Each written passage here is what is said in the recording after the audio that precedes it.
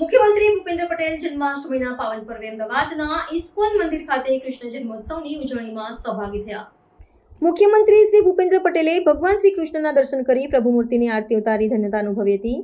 તેમણે ભગવાન શ્રી કૃષ્ણના બાળ સ્વરૂપ લાડુ ગોપાલની ધાતુ મૂર્તિનો પંચામૃત અભિષેક કર્યો હતો.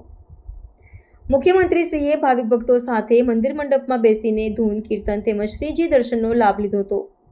અમદાવાદમાં ઇસ્કોન મંદિર દ્વારા પ્રતિવર્ષ કૃષ્ણ જન્મોત્સવની ભક્તિભાવપૂર્વક ઉજવણી કરવામાં આવે છે. મુખ્યમંત્રીશ્રી આ વર્ષે કૃષ્ણ જન્મોત્સવના હર્ષોલ્લાસમાં સહભાગી થયા હતા. મુખ્યમંત્રીશ્રીએ સૌના કલ્યાણ સાથે રાજ્ય અને દેશની પ્રગતિમાં પ્રભુ કૃપા વરસતી રહે તેવી પ્રાર્થનાથી શ્રી રાધા કૃષ્ણ ભગવાનના શ્રી ચરણોમાં કરી હતી. આ પ્રસંગે ધારાસભ્ય અમિતભાઈ ઠાકર, ડેપ્યુટી મેયર જતીનભાઈ પટેલ, સ્ટેન્ડિંગ કમિટીના ચેરમેન દેવાંગભાઈ દાણી, શહેર ભાજપ અધ્યક્ષ પ્રેરકભાઈ શાહ સહિત પદાધિકારીઓ અને મોટી સંખ્યામાં ભાવિક ભક્તો ઉપસ્થિત રહ્યા હતા.